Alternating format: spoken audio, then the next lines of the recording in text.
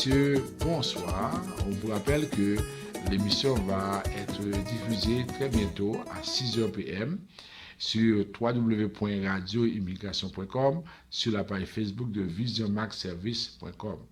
Et vous pouvez à ce moment-là écouter l'émission soit sur Facebook, soit par téléphone au 438 701 83 43 518 906 18 57. Alors écoutez l'émission, vous allez avoir toutes les informations en temps réel sur l'immigration au Canada. Ou à le faire affaire avec une compagnie de grande gauche tête bobèche pour régler dossier immigration au Canada pour te faire économie bout de chandelle ou à venir plein on prend refus parce que dossier mal préparé, formulaire t'es mal rempli ou même qui te voulait ça me t'es parlé. Tu vois, pour le même genre de dossier, Ti George WhatsApp, Fanny, Madame Joe Facebook et moi-même avions tous obtenu satisfaction pour avoir fait affaire avec Vision Max Service, cabinet spécialisé en immigration. Vous qui rêvez d'immigrer, d'étudier au Canada ou tout simplement de visiter le pays, Vision Max Service. Vous comptez demander un super visa, venir investir ou vous établir en tant que travailleur qualifié, Vision Max Service, un label de qualité. Vision Max Service, c'est le travail de professionnels qui étudie, traite, suivent votre dossier. Il vous conseille, vous encadre, vous accompagne dans toutes vos démarches pour des résultats 100% excellents. 273 Lalu, coin Ruelle Vaillant, Port-au-Prince, téléphone 48 20 78 18 22 09 76 82.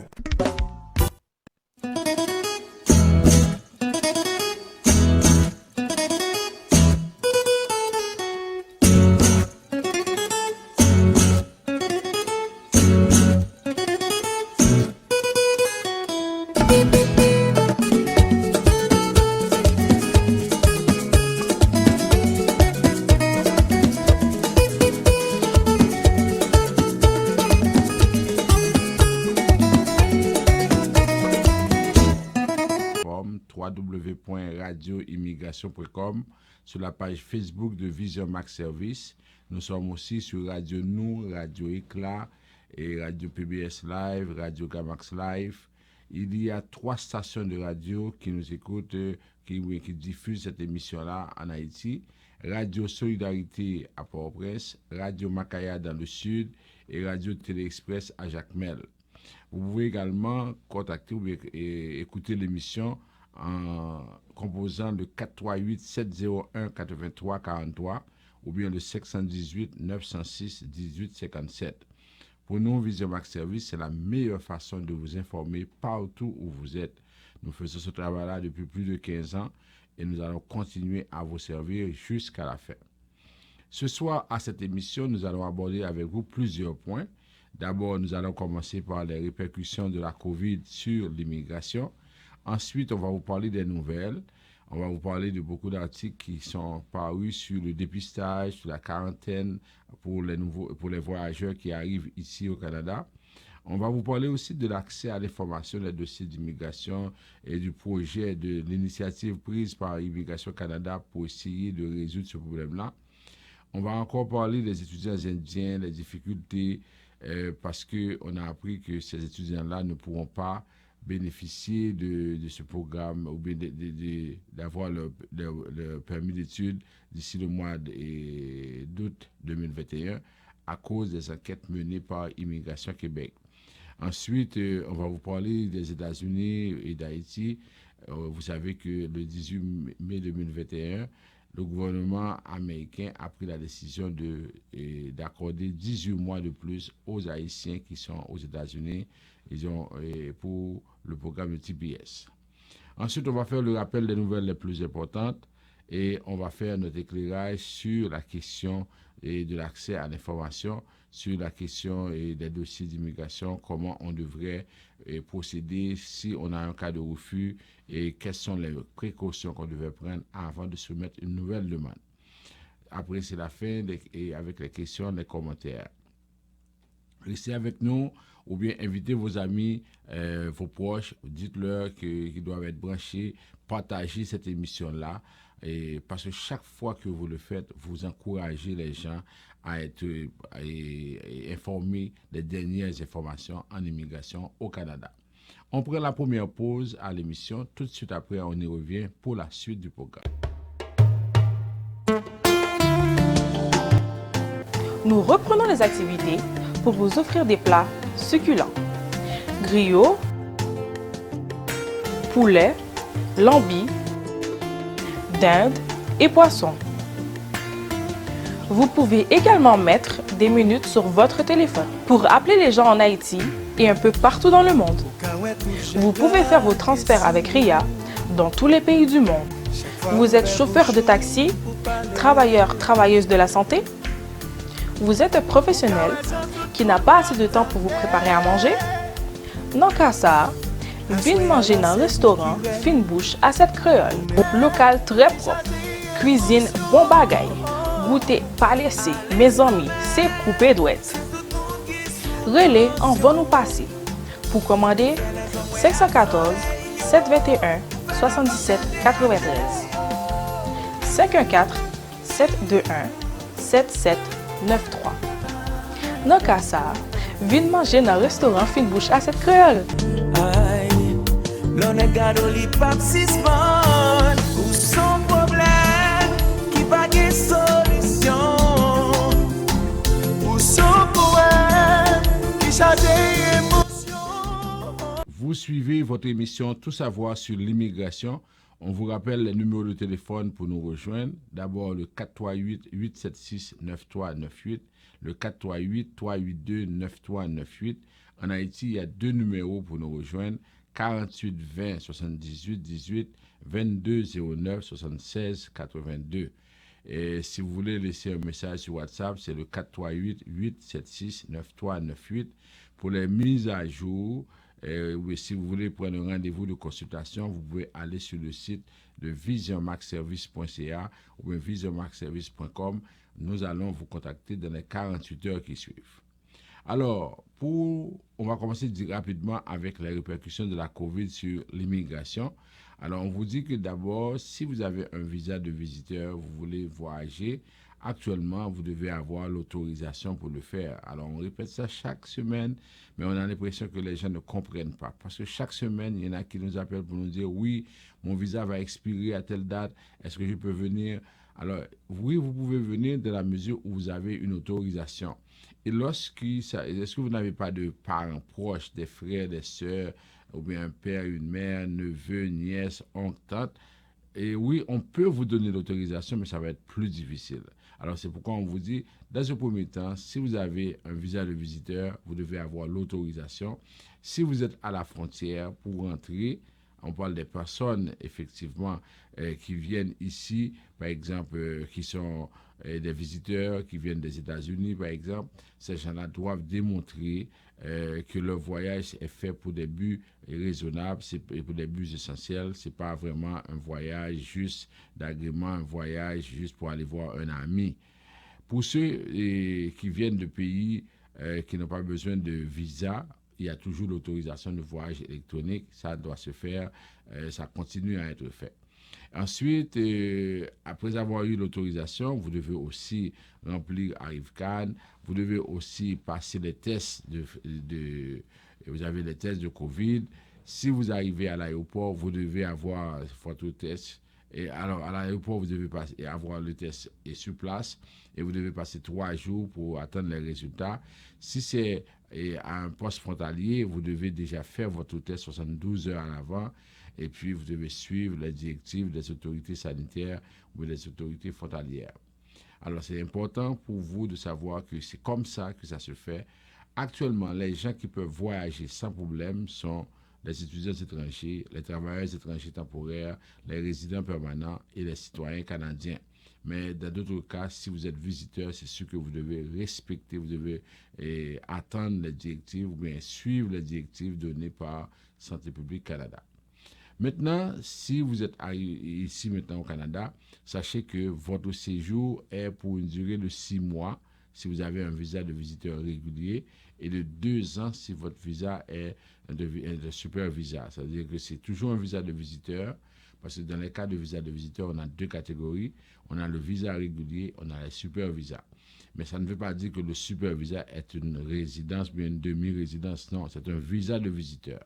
Alors, vous devez prolonger votre séjour parce que c'est important d'avoir votre séjour qui est renouvelé à temps.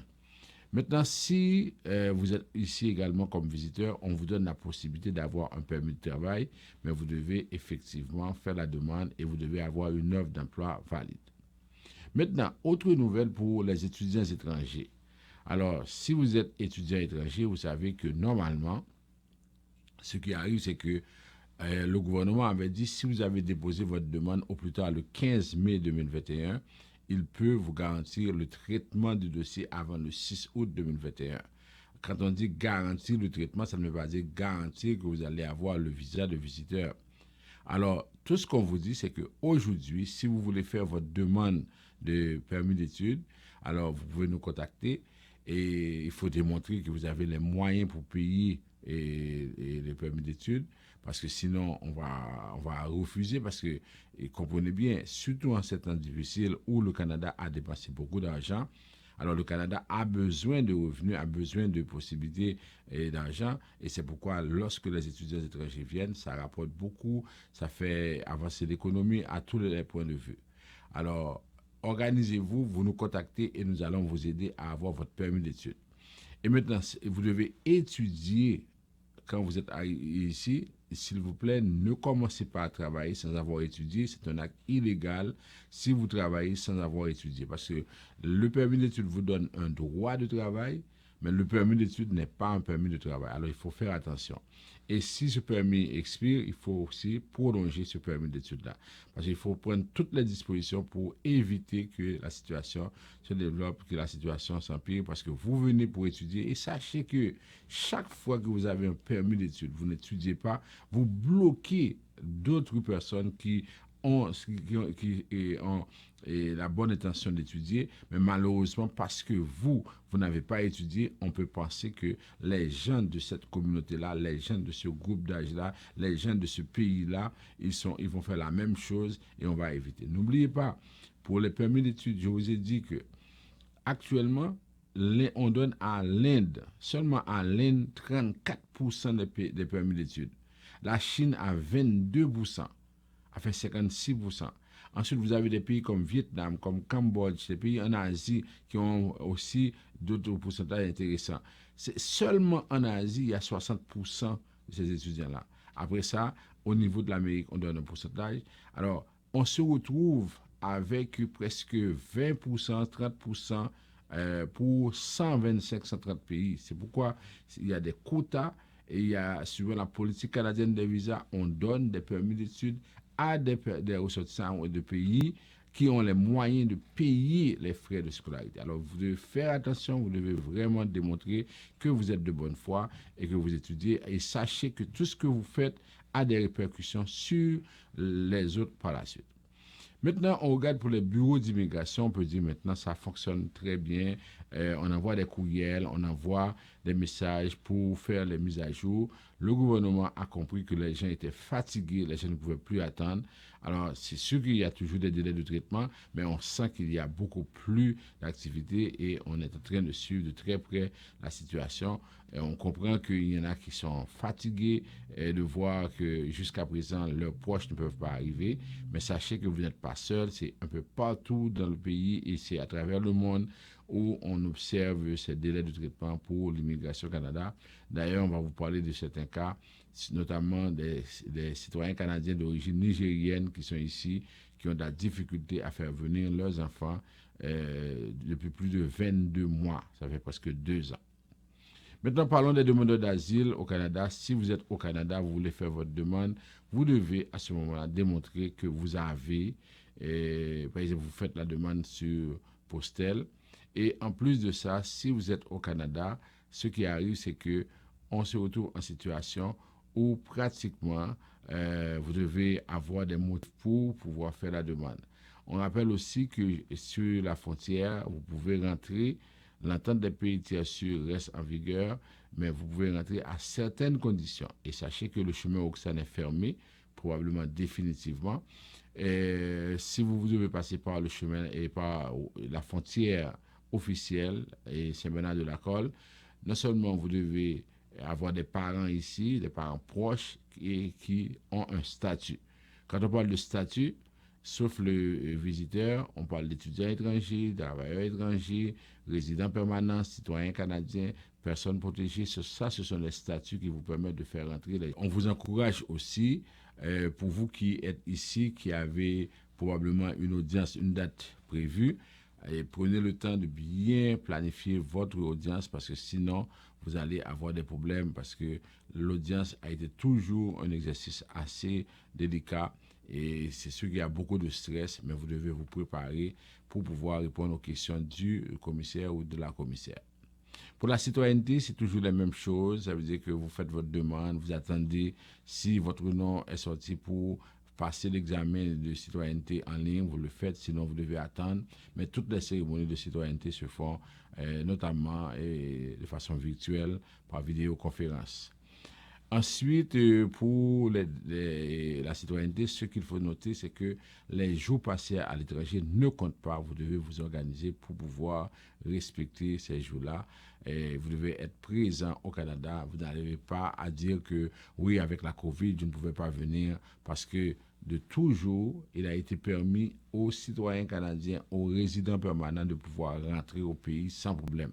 Alors, les gens qui n'ont pas pu rentrer, ce sont surtout des personnes qui ont des visas de visiteurs.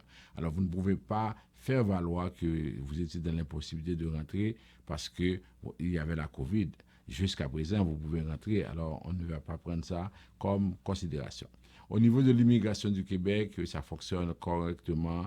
Et là, maintenant, on dit qu'on est en mesure de pouvoir traiter les dossiers. Et c'est-à-dire, on fait les démarches. Mais c'est sûr que chaque émission, on va vous parler d'immigration au Québec parce qu'il y a toujours des cas qui laissent à désirer. On va vous en parler. Alors, ça, c'était les répercussions de la COVID sur l'immigration. On prend juste une toute petite pause. Après ça, on va commencer avec les nouvelles. Vous suivez votre émission Tout savoir sur l'immigration. Alors, on va commencer avec les nouvelles. On apprend que pour le dépistage des voyageurs, il y a un contrat qui a été prolongé malgré on a eu, par exemple, des ratés de ce contrat-là. Vous savez que, normalement, depuis le 22 avril, les gens qui arrivent ici doivent suivre la quarantaine obligatoire et le gouvernement avait choisi des places bien déterminées pour essayer de pouvoir faire des tests et puis pour héberger les gens.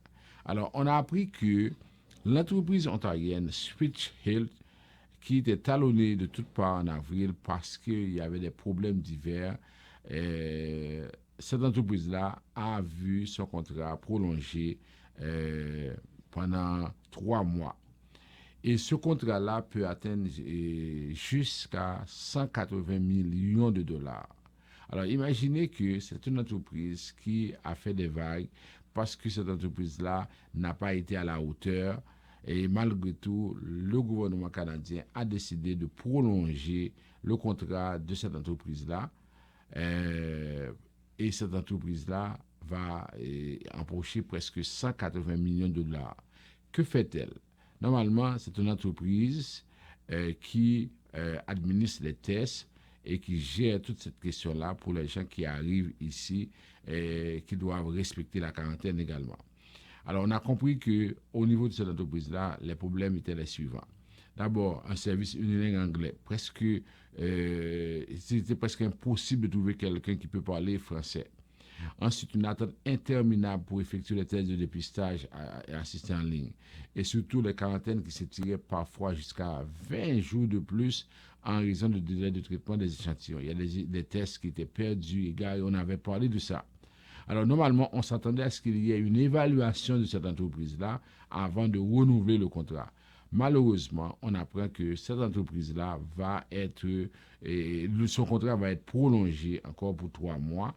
Ça veut dire que, probablement, parce que cette entreprise-là a des contacts au niveau du gouvernement, ou bien parce que, on ne sait pas pourquoi, mais l'opposition trouve que c'est vraiment bizarre qu'une entreprise qui n'a pas été à la hauteur, qui a fait toutes ces vagues-là dans la presse, comment se fait-il que cette entreprise-là arrive à encore avoir ce contrat-là? C'est une incompréhension selon l'opposition. Le Parti conservateur, le Bloc québécois s'interrogent tous les deux sur le moment où la décision de prolonger le contrat a été prise. Okay? Le député conservateur Pierre-Paul Housse qualifie d'inexplicable cette décision d'accorder une prolongation de contrat et près de 100 millions de dollars supplémentaires à une entreprise qui n'était pas capable de faire son travail adéquatement. Alors c'est ça qui arrive, c'est qu'aujourd'hui, les gens trouvent que on ne devrait pas prolonger le contrat, on devrait trouver une autre compagnie, ou bien on devrait, avant de prolonger le contrat, demander des comptes à l'entreprise. Maintenant, toujours dans cette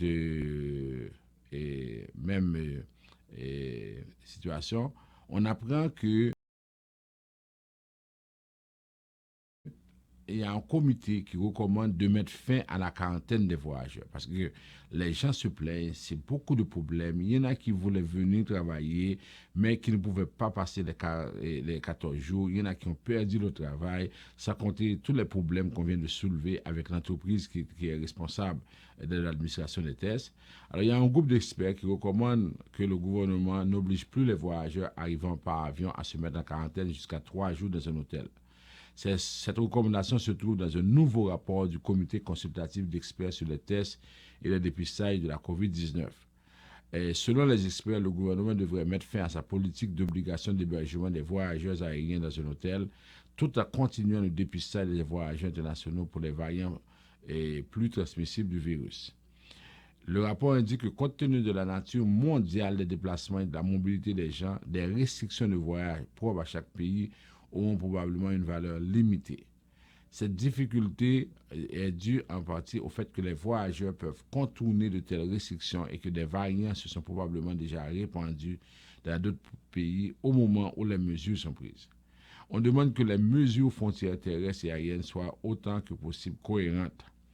Et comme actuellement on sait que c'est seulement les personnes qui arrivent par avion qui sont obligées de faire ça, alors on dit que ce n'est pas nécessaire. Le comité ne recommande pas la mise en œuvre d'exigences relatives aux tests, sauf dans les circonstances uniques. Alors, le gouvernement a reçu le rapport, mais reste prudent. Le gouvernement dit qu'il va analyser la situation pour pouvoir traiter le dossier. Même les compagnies aériennes exhortent Ottawa à agir. Les principales compagnies aériennes du Canada, Air Canada, Air Transat, Jazz Aviation et WestJet ont réagi au rapport se disant favorables à ces recommandations. OK? Maintenant, on va passer à un autre dossier. Ça, c'est la question de l'accès à l'information. La commissaire à l'immigration déplore l'opacité des dossiers. Un rapport de la commissaire à l'information du Canada révèle que les plaintes concernant l'accès aux dossiers d'immigration des pays sont principalement causées par le peu d'informations auxquelles ont accès de manière indépendante les demandeurs.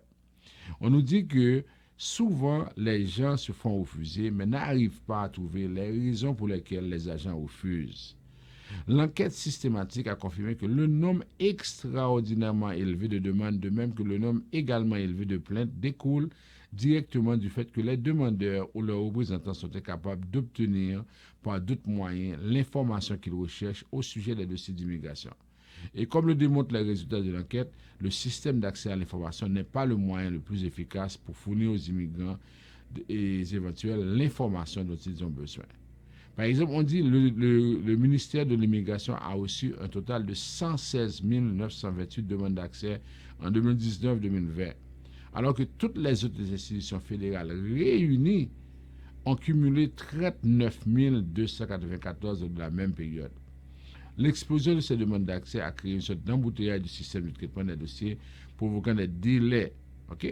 Alors, il faut comprendre cette situation-là. C'est que les agents, ils refusent, mais on ne connaît pas les raisons. Alors, on est obligé, parce que c'est ce qu'on va voir dans l'éclairage, avant de refaire une demande, soit une demande de visa de visiteur, une demande de permis d'études, ou bien n'importe quelle demande de résidence permanente, si on vous a refusé, vous devez savoir pourquoi on vous a refusé. Alors, là maintenant, la commissaire à l'information dit que ce n'est pas possible qu'on puisse avoir autant de problèmes. Et on dit qu'après l'immigration, c'est la GRC qui est la deuxième institution fédérale au palmarès avec un mec total de 355 plaintes. Des solutions à portée de main. Alors, une solution phare mise de l'avant pour réduire le nombre de plaintes reçues est simplement de réduire la nécessité de faire des demandes d'accès pour obtenir l'information souhaitée en fournissant plus d'informations dès le départ. Pourquoi, si un agent refuse une demande, pourquoi l'agent ne donne pas toutes les raisons, tous les détails sur ce refus-là? Pourquoi dans la lettre de refus, on ne précise pas exactement pourquoi la demande a été refusée? Pourquoi le demandeur devrait faire une autre démarche, payer des frais? On parle de $5 pour faire la demande d'accès à l'information. Alors imaginez qu'il y a eu plus de 100 000 demandes. C'est de l'argent que le gouvernement rentre. Alors que les agents, avant même de refuser, doivent documenter leur refus. Pourquoi on ne fait pas ça? Alors ça, c'est vraiment incroyable. On dit qu'on doit trouver une solution par rapport à ça. C'est dans ce contexte que Ottawa a annoncé qu'il va déployer des efforts pour rationaliser et moderniser son système d'accès à l'information et de protection des renseignements personnels. On dit que l'ouverture, la transparence et la responsabilisation sont les principes directeurs du gouvernement du Canada.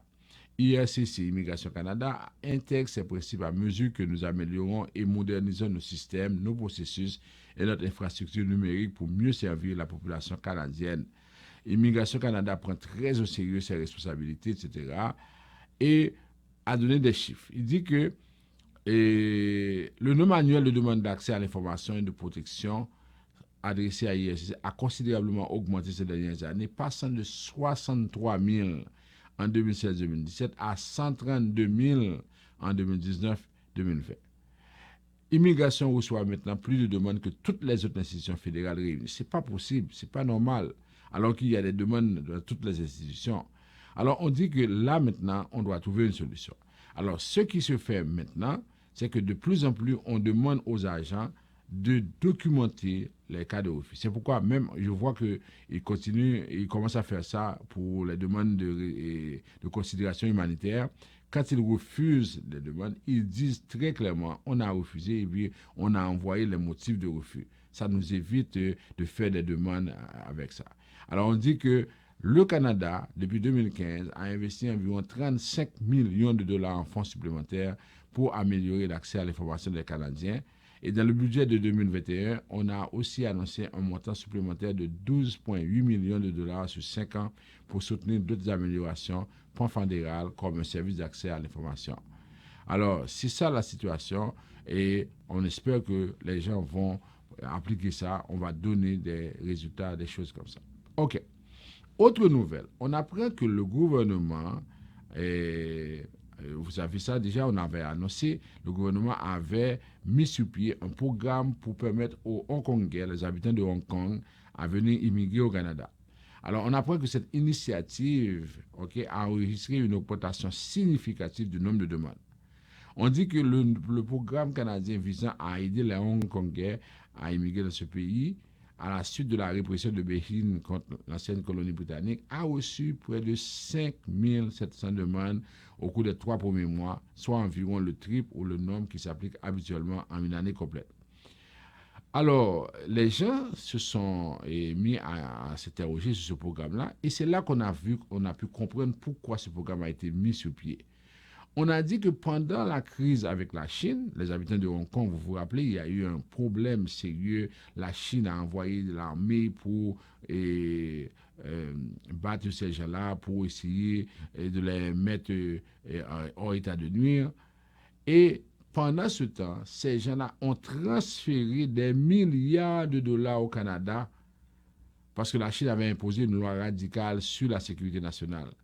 Alors, les gens ont transféré de l'argent au Canada. Et puisqu'il y a eu une lutte entre tous les pays pour essayer d'avoir le plus d'argent possible, et c'est pourquoi le Canada a mis sur pied ce programme-là pour permettre aux gens de venir.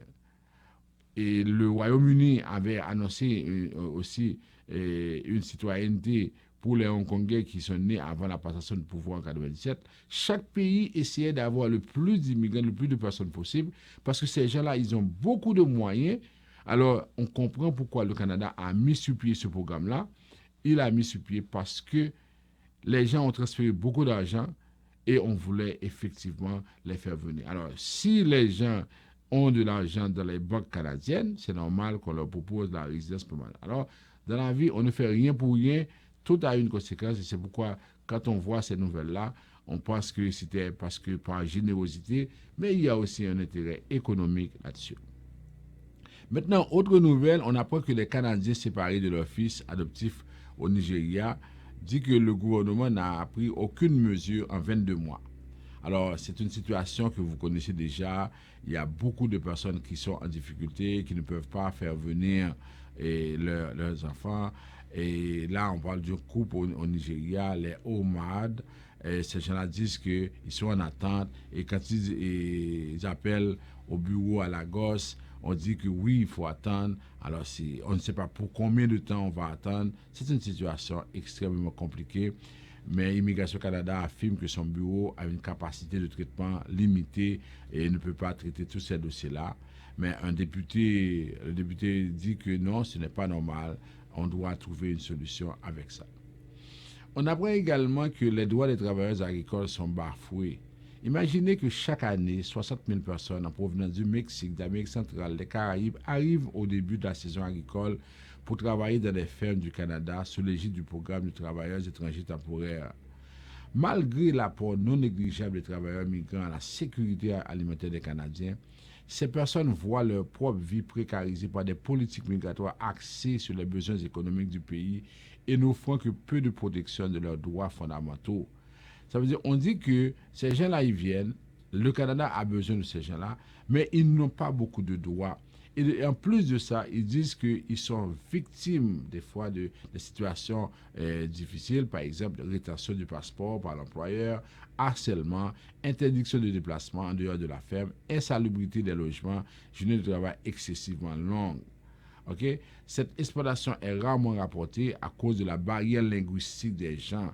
Les gens parlent espagnol pour la plupart. Ils ne parlent ni français ni anglais. Ils ne peuvent pas communiquer avec les médias qui pourraient ne pas non plus communiquer ces informations-là. Alors, ils sont venus, ils doivent passer à peu près 6 mois dans le pays.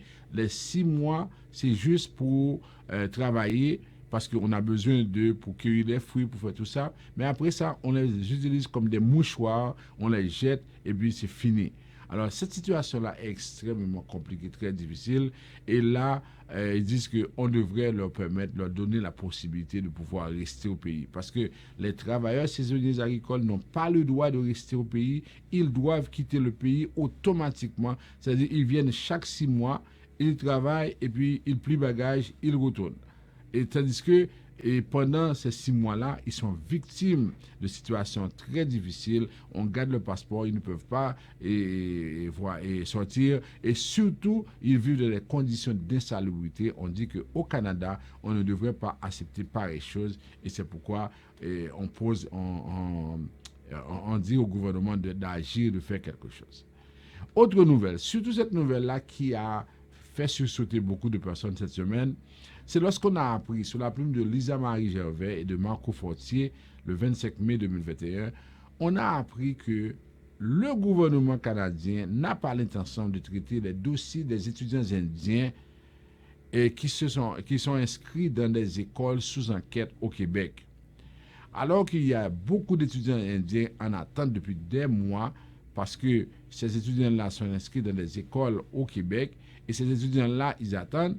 Le gouvernement fédéral admet avoir suspendu le processus pour les étudiants de 10 collèges privés sur lesquels enquête Québec et il dit qu'il ne sait pas à quel moment le traitement va reprendre.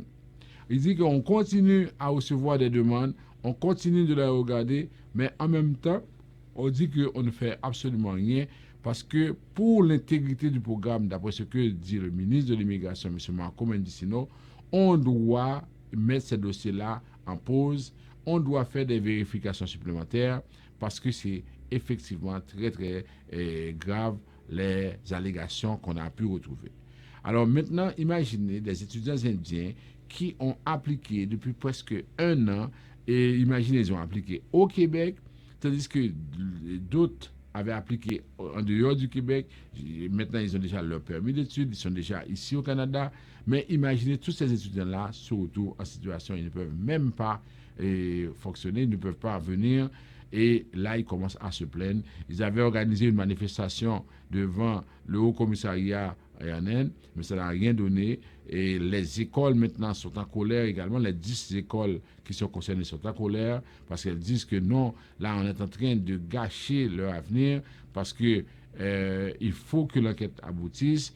Au niveau du Québec, on dit que non, le gouvernement fédéral ne devrait pas agir ici parce que le gouvernement québécois avait autorisé le traitement des CAQ, mais le gouvernement fédéral a le droit d'empêcher ou bien de retarder parce qu'il y va de l'intégrité du programme, parce que les allégations sont les suivantes, c'est que les écoles en ont profité pour donner des permis d'études en veux-tu en voilà, des diplômes en veux-tu en voilà pour que ces gens-là puissent devenir résidents permanents. Les écoles ont agi avec légèreté et là maintenant on dit on doit faire quelque chose par rapport à ça.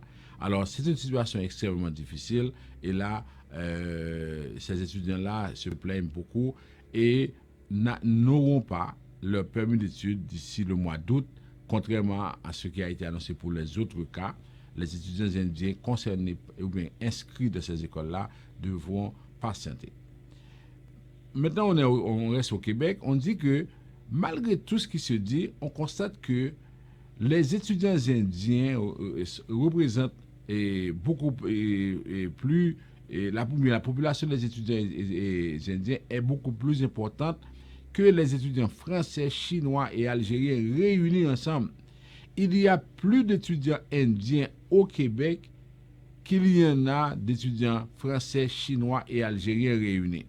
Alors on comprend que la situation est extrêmement lucrative pour les écoles parce qu'on dit que 12 230 Indiens ont obtenu un permis d'études pour le Québec en 2020. Alors qu'avant, on avait à peu près 2000 étudiants indiens. Alors, on voit que rapidement, il y a une hausse d'étudiants indiens parce que les écoles font la promotion. On dit que c'est la meilleure façon de devenir résident permanent et les gens maintenant en profitent pour faire tout ça. Alors, on dit que il y a toujours un engouement pour s'inscrire au Québec et les écoles font du beurre avec tout ce qui se passe. Et là maintenant, on dit que on va voir comment ça va se passer. Est-ce que finalement, on va pouvoir trouver une solution? Est-ce qu'ils vont se décourager avec les enquêtes menées par le Québec, tout ça? C'est la situation, c'est la question qu'on pose. Toujours au Québec, on a une lettre des employés de la fonction publique adressée à M. Legault. Vous vous rappelez, M. Legault avait dit, ça fait 2-3 semaines, on vous avait parlé de ça. M. Legault avait dit que si un immigrant arrive ici et qu'il n'a pas 56 000 $ de salaire, c'est que le Québec ne gagne absolument rien. C'était vraiment ça ce que M. Legault avait dit. Les employés de la fonction publique écrivent à M. Legault. Ils disent, M. Legault, on aimerait savoir pourquoi vous demandez aux immigrants d'avoir 56 000 $ alors que nous qui travaillons, qui donnons des cours à ces immigrants-là, des cours d'intégration, nous n'avons pas 56 000 $. Nous avons entre 25 000 et 37 000 $ par année. Alors, nous qui faisons la formation pour les immigrants ne gagnons pas 56 000 $. Vous demandez à des immigrants qui viennent d'arriver, qui ne connaissent pas le marché. Alors, c'est comme si à ces immigrants-là, vous donnez plus d'argent que nous autres qui continuons à travailler. Alors, ils ont écrit cette lettre-là que vous pouvez voir dans le journal de Montréal. Ils ont dit que si M. Legault veut que les immigrants aient 56 000 $, il doit commencer par donner à des gens d'ici, des résidents permanents, des Québécois, des citoyens, il doit commencer par donner ce salaire-là. Et avec ça, maintenant, on peut exiger des entreprises des salaires de 56 000 $ par année. Alors, c'est ça, et la lettre, c'est une lettre assez intéressante, et je pense que M. Legault va comprendre ça et va rectifier le tir. On apprend également, toujours sur la plume de Lisa Marie Gervais, que l'information et les services ne se rendent pas aux immigrants. On dit que des services aux immigrants, des cours de français en quantité, mais éparpillés, peu connus. Pour alléger le parcours du combattant des nouveaux arrivants, le Conseil supérieur de l'éducation appelle à une meilleure concentration des services et de l'information entre les ministères, les entreprises et les organismes sur le terrain. C'est comme si il y a beaucoup d'offres, mais pratiquement, et ça ne résout pas le problème. C'est une situation assez difficile. On pourra donner des cours de français comme on veut.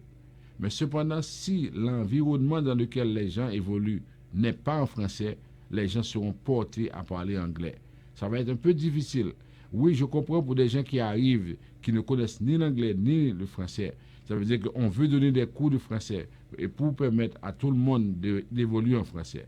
Mais cependant, si les gens continuent à se faire demander pourquoi ils ne parlent pas anglais, si les gens continuent à se faire demander l'anglais pour être embauchés, c'est sûr qu'ils ne vont pas être intéressés à apprendre le français. Alors, il faut vraiment trouver une solution à ça. C'est ce qu'on dit.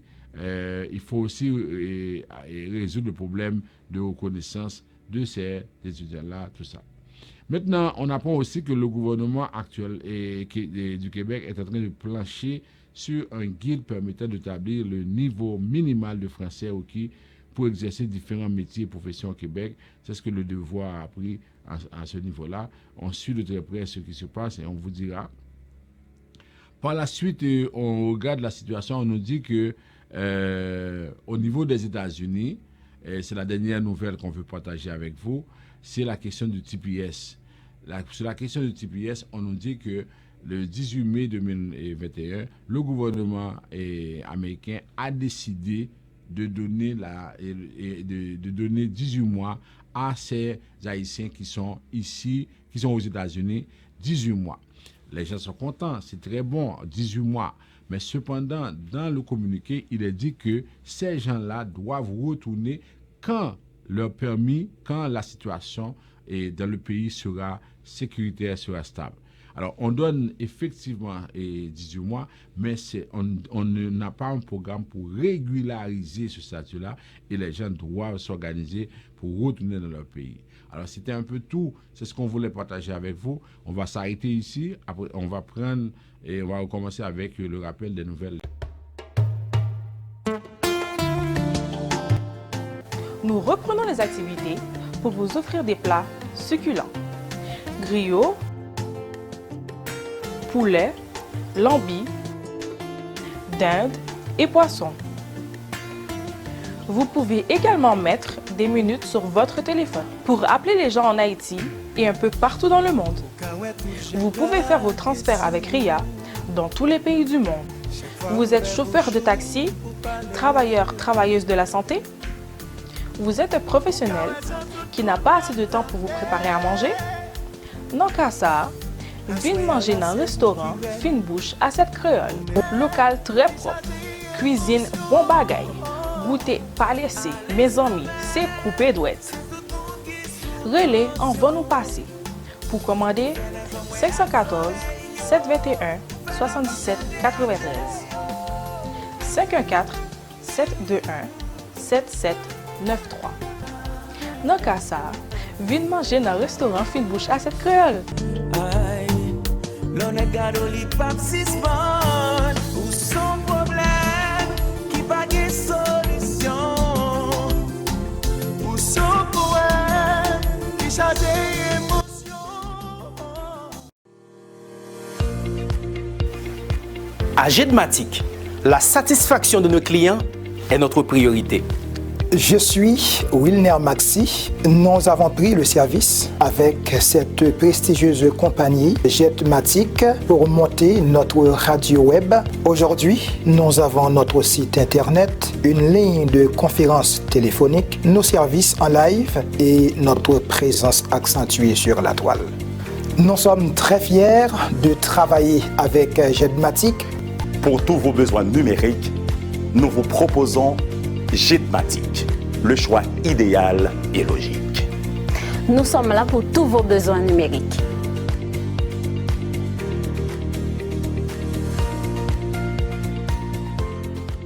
Vous suivez votre émission Tout savoir sur l'immigration. Alors, on vous rappelle que nous sommes là chaque samedi de 6h et chaque samedi à 6h PM pour vous donner des informations sur l'immigration.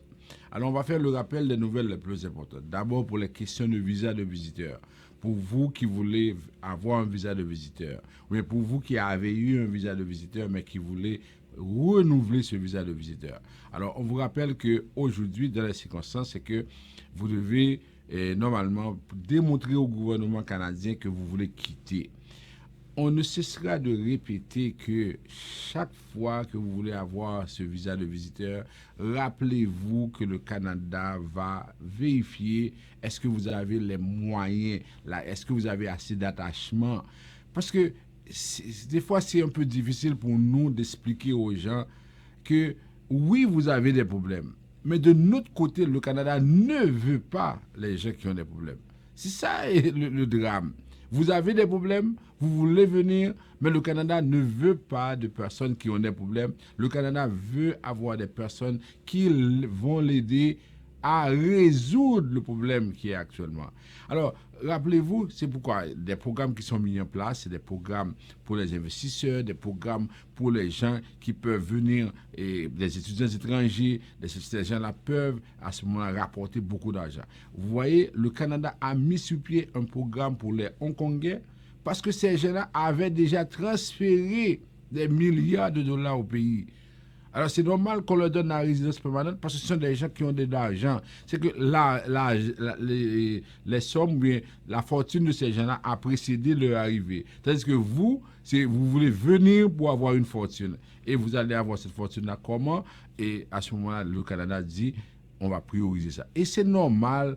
Et peut-être que vous ne pouvez pas comprendre ça, mais c'est ce que tous les pays font, pas nécessairement le Canada. Les États-Unis le font, en Europe, on fait la même chose. Tout le monde fait la même chose parce qu'il s'agit de l'avenir du pays. On doit compter sur les personnes qui apportent de l'argent pour créer de la richesse et pour que d'autres personnes puissent en bénéficier. Alors, on peut faire une demande de visa de visiteur pour vous, mais sachez que si on trouve que vous n'avez pas les moyens, parce que hier j'ai parlé à quelqu'un et la personne me dit, oui, je veux venir, je sais que vous êtes bon dans le domaine, alors je vous appelle pour que je puisse avoir un visa de visiteur. Et est-ce que vous travaillez? Non. Est-ce que vous avez un bien quelconque, une maison, une voiture? Non. Est-ce que vous avez un compte de banque? Non. Alors, si on prend cet exemple-là, on voit déjà que cette personne-là ne peut pas être qualifiée. Il n'y a pas un agent d'immigration qui va accepter de lui donner un visa. Et en lui parlant, je lui ai dit que si vous arrivez au Canada, vous pensez que vous allez retourner? Mais il m'a dit, c'est sûr que je ne vais pas retourner. Et c'est exactement ça. Surtout dans des pays où il y a autant de stabilité comme celui d'Haïti, dans des pays où il y a des problèmes économiques comme en Haïti, comme en Amérique centrale ou bien en Afrique, c'est sûr qu'on va dire que non, les conditions ne sont pas réunies. Maintenant, pour les permis d'études, c'est une bonne possibilité, c'est un bon créneau. Oui, on peut avoir beaucoup de permis d'études. On peut faire cette demande-là. Parce que souvent, ce qui arrive, quand on voit surtout le marché haïtien, où il y a autant de personnes qui s'en vont en République dominicaine, qui dépensent beaucoup d'argent, oui, c'est une possibilité. Mais souvent, il faut démontrer ça. Ou bien souvent, les gens qui ont les moyens, ils ne vont pas l'afficher. Malheureusement, il y en a qui ne vont même plus à la banque à cause des problèmes de sécurité. Alors, vous voyez, dans ce cas-là, ça veut dire que si vous n'êtes pas en mesure de prouver que vous avez les moyens, si votre argent est resté chez vous dans des coffres ou bien sous le matelas, comme on dit, alors, comment vous allez prouver si maintenant vous faites la demande et puis un mois avant, vous déposez 30 000, 50 000 $, on peut penser qu'il s'agit d'une manœuvre pour tromper les autorités de l'immigration. Alors, c'est pourquoi on vous dit, quand vous nous contactez, nous allons vous donner la marche à suivre. Comment procéder pour avoir le permis d'études? Nous allons vous conseiller également sur les possibilités. Je vois également que de plus en plus de personnes appellent pour demander des bourses d'études. Vous vous rappelez, on a fait une vidéo sur la question de bourses d'études. On vous a dit que les bourses d'études, si vous devez faire des démarches, c'est dans votre pays. Ici au Canada, on ne donnera pas de bourses d'études à des gens à l'étranger. On donne des bourses d'études ici au Canada à des personnes sur place, à des personnes qui excellent, qui ont de bonnes notes. On ne va pas donner une bourse d'études à quelqu'un qui est à l'étranger et parce que cette personne-là veut étudier. On n'a pas ça. Et d'ailleurs, de plus en plus, les donateurs actuellement, ils ont également des problèmes économiques. Leurs entreprises sont fermées pour la plupart à cause de la COVID. Alors, ces donateurs-là ne seront pas en mesure d'offrir, de donner des bourses d'études. Alors, vous comprenez la situation. Avec Vision Max, vous avez l'heure juste. Parce que nous ne sommes pas là pour vous donner une bonne idée de la situation. On n'est pas là non plus pour noircir le tableau. On vous dit la réalité telle qu'elle est. On vous dit exactement comment ça se passe. Alors, on ne va pas vous donner l'impression de faux espoirs, que oui, on peut faire des démarches pour vous pour avoir les bourses d'études. On vous dit, si vous voulez faire des démarches, allez au ministère des Affaires étrangères de votre pays, allez faire des démarches dans les bureaux de l'OEA, dans les bureaux de l'ONU, faites vos démarches, mais ici au Canada, les bourses que l'on a, ça veut dire que ce sont des bourses pour les gens qui sont ici, ok, ou bien des bourses pour des programmes de maîtrise, des programmes avancés, mais ça prend des conditions et il faut que le Canada signe des accords avec ces pays-là. Maintenant, pour les programmes de travailleurs étrangers temporaires, programme par exemple d'aide familiale résidente, on peut vous aider si jamais vous remplissez les conditions également. Pour les programmes qui ont rapport, par exemple, aux demandes de citoyenneté, de cadre de résidence pour ces demandes-là, on peut vous aider également. Pour ce qui a trait aux demandes de résidence permanente, normalement, on a par exemple le travailleur qualifié. Depuis quelque temps, je vous invite à faire le saut pour le programme Entrée Express Canada. Alors, souvent, ce qui arrive, c'est que on fait la démarche pour vous, et parce que vous étiez dans le programme ARIMA, on fait cette demande-là. Encore, on a fait, par exemple, une vidéoconférence dimanche avec beaucoup de personnes, et on va vous envoyer une autre invitation pour cette vidéoconférence. Mais ce qui arrive, on vous le dit, c'est que on a envoyé l'invitation, et c'est 4 heures de temps, 5 heures de temps après que les gens nous appellent pour dire « Ah, on a oublié ». Bon, finalement, que voulez-vous qu'on fasse si vous avez oublié? Alors, actuellement, il y a des gens qui nous disent qu'il y a un test, il y a une entreprise en Haïti qui donne un test de français et qui s'appelle Bright, et quelque chose, un mot comme ça en anglais. Les tests de français qui sont valides, qui sont admissibles pour le programme de travailleurs qualifiés, si c'est en français, c'est TCF, test de connaissance du français, c'est TEF, test d'évaluation du français, c'est TFAC, test d'évaluation et du français au Québec, et ensuite, ça c'est DELF ou bien DALF, des cours qui se donnent à l'Institut français. À part de ça, on n'a pas de tests. On ne connaît pas d'autres tests. Ça veut dire que malheureusement, il y en a qui peuvent venir pour profiter de votre situation, pour profiter de votre vulnérabilité, et ils vont maintenant prendre votre argent et vous dire n'importe quoi. Alors faites attention. Pour les cas de parrainage, pour les programmes de parrainage de parents, on vous le dit, alors organisez-vous. Si vous voulez effectivement faire votre demande, nous sommes prêts à vous aider, à vous accompagner, parce que pour le parrainage de conjoints, le parrainage d'enfants, vraiment, il faut faire attention. Ensuite, pour les cas de demande d'asile, de demande de considération humanitaire, nous sommes la référence ici à Montréal. Si vous voulez faire votre demande d'asile, si vous voulez avoir les bons conseils, si vous voulez être bien outillé, bien conseillé, ça veut dire que nous sommes là pour vous aider pour votre demande d'asile. Et si maintenant vous voulez faire votre demande d'asile a été refusée, vous voulez décider si vous allez en appel ou bien si vous faites votre demande de considération humanitaire, vous passez nous voir, nous allons analyser avec vous la situation.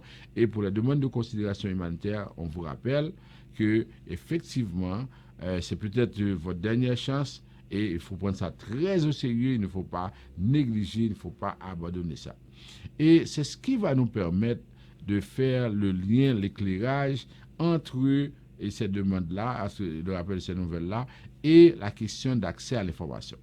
Alors, vous voyez qu'on a parlé beaucoup de ça aujourd'hui à l'émission. Il y a la commissaire de l'information à l'immigration qui trouve qu'il y a trop de demandes. Imaginez que seulement pour l'immigration, il y a eu près de 140 000 demandes d'accès à l'information. Pour l'ensemble de tous les ministères au Canada, il y a eu à peu près 40 000. Alors là, il y a un problème. Alors, on demande à l'immigration, ou bien aux agents d'immigration de documenter leur motif de refus. Parce qu'on ne parle pas pour les cas de réussite. Si vous avez eu votre visa, vous n'avez même pas besoin de savoir comment on a procédé pour vous donner le visa. Et c'est quand vous n'avez pas le visa, quand vous avez un refus, maintenant vous êtes intéressé à savoir pourquoi on vous a refusé. Alors, les agents pourraient immédiatement faire, pendant qu'ils envoient la lettre, expliquer que j'ai refusé votre dossier parce que vous n'avez pas assez de preuves économiques, parce que vous n'avez pas ceci, parce que je ne crois pas à tel dossier. Mais combien de temps ça prend pour faire 1 ou 2 paragraphes pour expliquer la raison pour laquelle on a refusé? Et la personne maintenant devrait savoir que maintenant qu'on a refusé parce qu'on ne croit pas à mon attestation bancaire, on ne croit pas que je travaille, ou on ne croit pas que ma lettre de travail est valide. Là, maintenant, la personne, si elle veut faire sa demande, elle saurait exactement à quoi s'en tenir. moi, c'est une très bonne initiative. Mais lorsque Immigration Canada dit que désormais on va le faire, c'est bon. Je vois qu'il y a un effort qui se fait, surtout pour les demandes de considération humanitaire. Maintenant, quand on donne sa décision, que ce soit positif ou négatif, vous avez les motifs. Parce qu'autrefois, il fallait faire la demande de motifs. Ça prend un temps. Et en plus de ça, maintenant, c'est avec ça que les gens qui ne savaient pas faisaient d'autres demandes de considération humanitaire sans avoir consulté les motifs. Parce que j'insiste là-dessus, mes amis, ça faut nous connaître ça. Si on refuse nos demandes visa visiteur, demande permis d'études, demande n'importe qui demande nous faire l'immigration, vous refusez nous, s'il vous plaît, pas commencer, pas faire l'autre demande, si nous pas assurer nous que nous connaissons qui ça fait refuser nous. Parce que agent qui pas traiter dossier noir en immigration, on agent pas traiter dossier 2 fois. Si par exemple, moi c'est agent, ils vont faire un dossier, ils ont refusé lui, ils vont pas bon dossier, ils vont pour 2e fois. Ils sont obligés de baron l'autre agent. L'autre agent pour dire OK, ou même où tu refusé, ils vont par exemple dossier là, mais pour qui raison? Moun nan avant de faire 2e demande, tu dois connaître pour qui ça a été refusé, et tu dois faire des corrections. Alors si qu'on y a là moi ouais que ils vont pas faire correction ça, l'équité, li refait même erreur toujours, moi c'est un monde tête chaud, moi c'est un monde qui pas contre salver, moi c'est un monde juste qui a fait essayer et tirer dans toute direction, m'a refusé le tout. Alors nous importance là, si que yo tout bail raison, moi m'a corriger raison. Gen moun qui pas connaît pour aller chercher raison, alors qu'on y a moun sa yo vinn retrouver dans situation et que yo a fait erreur sur. Gen moun qui dit faire visa visiteur 4 fois, 5 fois, 6 fois. Et si vous regardez tout motif yo refusé pour même raison. Ouais, pendant ce temps, moun nan sale dossier parce que plus loin, il va dire que moun ça son moun qui gagne. C'est même genre avec un carte de crédit. Ça veut dire que si vous faites un premier carte de crédit, vous refusez. Et vous faites un deuxième, vous faites un troisième. Vous magané le dossier. Alors, ça n'est pas bon pour vous. Alors, c'est peut-être ça, moi, je dis non. Si nous avons un refus, pour quelle que soit demande, visa visiteur, permis d'études, travailleur et qualifié, et n'importe qui demande, et parrainage, demande humanitaire, demande asile, il y a un bon motif là, et ok, au moins ça résout.